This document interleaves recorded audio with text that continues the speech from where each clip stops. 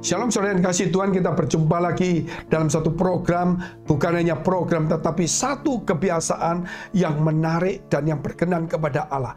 Jikalau seseorang itu dipenuhi Roh Kudus, jikalau seseorang itu punya Roh Kudus, saya yakin dia akan juga dituntun untuk berdoa dan juga dituntun juga saudara untuk membaca firman Allah. Karena dikatakan bahwa Roh Kudus akan mengajar kepada kita dan mengingatkan kita akan ajaran Tuhan. Berarti kita harus baca firman. Dan Roh Kudus akan membantu kita di dalam kelemahan-kelemahan kita berdoa kepada Allah. Berarti kita dituntun juga untuk berdoa. Oleh sebab itu, mari kita tunduk kepala, kita berdoa terlebih dahulu. Bapa kami dalam surga, yang kami kenal di dalam nama Tuhan Yesus, memberkati setiap kami, menyucikan hati pikiran kami, biar setiap kami Tuhan diterangi hati kami oleh firman Allah, sehingga kami dituntun oleh Roh Kudus, supaya Roh Kudus mengurapi, membimbing kami, mengingatkan, mengajar kami. Bahkan Roh Kudus menuntun kami, membuat kami mampu untuk berdoa di dalam nama Yesus. Setiap kami yang dalam pergumulan, masalah, persoalan, tantangan, baik dalam keuangan, studi ekonomi, mereka pekerjaan rumah tangga, pasangan hidup, kiranya Tuhan menolong mereka. Bahkan yang sakit Tuhan sembuhkan dalam nama Yesus. Haleluya, amin. Saudara dikasih Tuhan, ini satu episode yang luar biasa, yaitu yang lalu-lalu kita bicara tentang Zakaria dan Yohanes Pembaptis. Kali ini kita bicara tentang Elisabet dan Yohanes Pembaptis yang dalam kandungan. Siapakah Elisabet?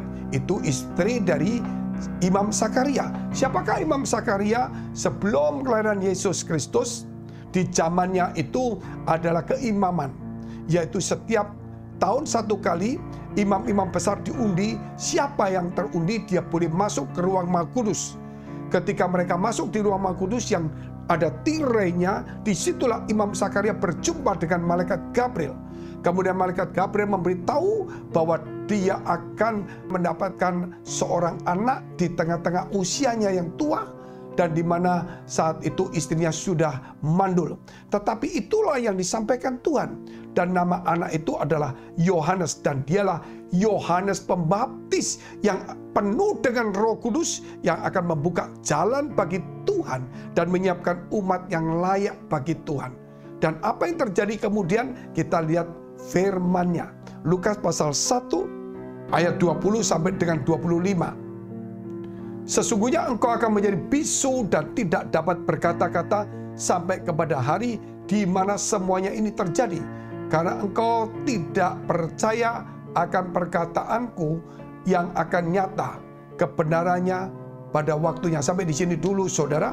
Jadi kita lihat ketika Imam Zakaria berkata, mana mungkin aku sudah tua. Itu di ayat 19 ya.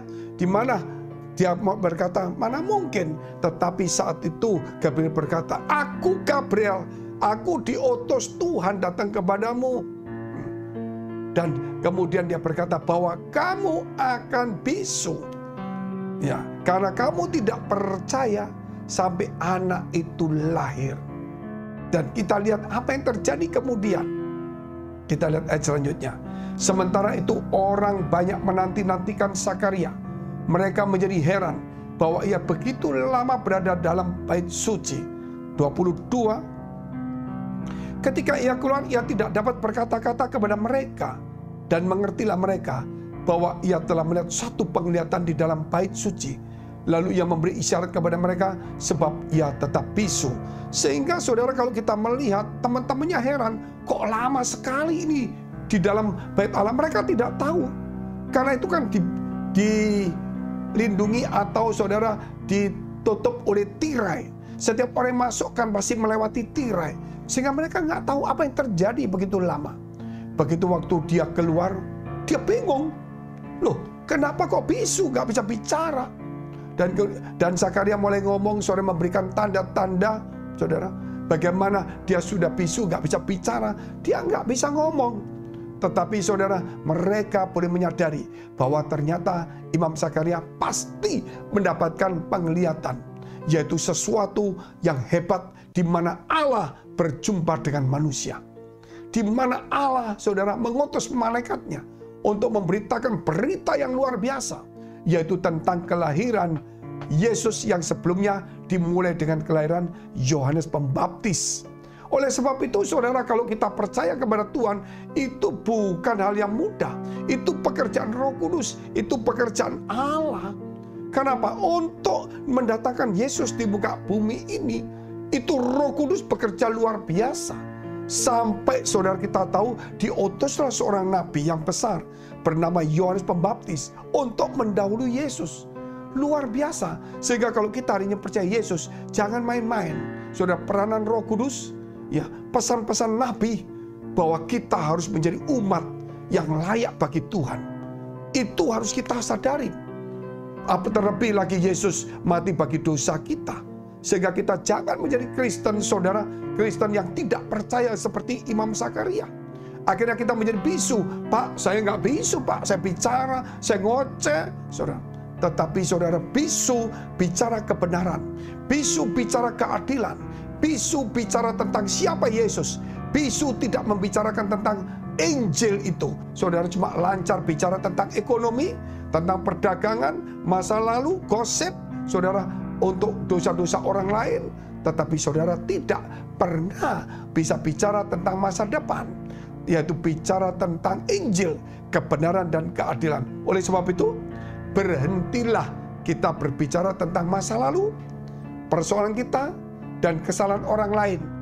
Dan jangan menghakimi, karena kita sedang bicara tentang ke depan saudara, yaitu hal-hal yang indah yang berkenan kepada Tuhan. Kita lihat ayat selanjutnya. Ketika selesai jangka waktu tugas jabatannya, ia pulang ke rumah. Beberapa lama kemudian Elisabet istrinya mengandung, dan selama 5 bulan ia tidak menampakkan diri, katanya. Inilah suatu perbuatan Tuhan bagiku, dan sekarang ia berkenan menghapus aibku di depan orang. Inilah suatu perbuatan Tuhan bagiku, bahwa Tuhan telah menghapus aib daripada Elisabet. Gak main-main, saudara. Elisabet itu seorang perempuan tua yang sudah mandul, istri dari imam besar. Masa imam besar Zakaria yang menjadi imam malah mandul, gak dapat apa-apa. Tetapi kemudian karena ketekunan, kesalehannya, maka ketika diundi, nama dia keluar. Sehingga waktu dia masuk, memang Tuhan sudah rencanakan bahwa nanti Zakaria akan masuk. Sehingga waktu undi itu namanya dipegang oleh malaikat, sehingga nama Zakaria. Ketika masuk, malaikat datang. Dan untuk apa saudara? Tidak akan dipermalukan sebagai seorang imam yang benar. Maka di tengah-tengah saudara mungkin rasa kegagalan keluarga yang tidak punya anak, di situ Tuhan memberkati anak, bukan sembarangan anak, tapi seorang nabi besar, seorang yang mendahului Tuhan, dan itulah Yohanes Pembaptis. Itu luar biasa. Kita boleh punya anak 20, tapi kalau 20 saudara tidak jadi pelayan Tuhan, hanya cuman jadi orang biasa, kemudian menjadi sibuk berkelahi, masuk penjara, pemabuk, minum, buat apa saudara? Mungkin kita punya anak 1, tetapi kalau itu seperti Yohanes Pembaptis, itu jauh luar biasa. Sebab itu bukan anak banyak atau 1, atau tidak punya anak. Yang tidak punya anak, jangan takut, karena Allah tetap mengasihi kita. Walaupun kita tidak bisa melahirkan secara jasmani, tetapi kita bisa membawa orang datang kepada Tuhan. Itulah anak-anak rohani kita. Mungkin kita punya anak 1 atau 2, jangan menyesal, karena berikanlah kepada Tuhan, karena bukan jumlah, tapi fungsi anak itu. Biar anak kita menjadi pelayan Tuhan. Saudara, jika kita punya anak banyak, oh apalagi saudara, jangan sampai kita itu bangga dengan jumlah. Tetapi tugas kita semakin berat, membawa mereka datang kepada Tuhan, menjadi pelayan Tuhan, menjadi hamba-hamba kebenaran. Karena apa saudara? Karena saya yakin setiap orang yang berkenan kepada Tuhan pasti dipakai Tuhan. Anak cucunya dipakai Tuhan. Yakinlah saudara, engkau dan saya dikenan Tuhan, dan biarlah keturunan kita menjadi orang-orang yang berkenan dan menjadi alat-alat Tuhan yang heran. Mari kita tunduk kepala, kita berdoa.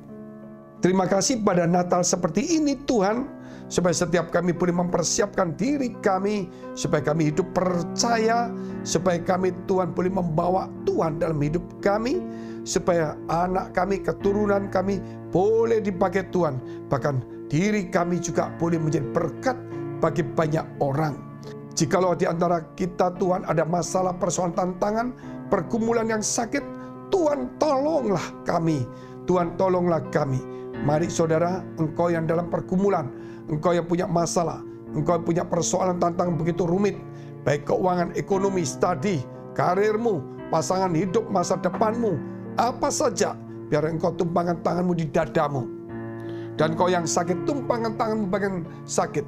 Di dalam nama Yesus Kristus, jadilah pulih, diberkati Tuhan, supaya Tuhan memberkati sampai kepada anak cucumu. Tuhan membuka pintu-pintu berkatnya bagi kita semua, supaya kita bisa melihat kemuliaan Allah. Dan di dalam nama Yesus jadilah sembuh. Demi nama Yesus, haleluya, amin. Jika saudara masih membutuhkan pelayanan doa dan konseling, silakan hubungi nomor tertera. Tuhan Yesus memberkati.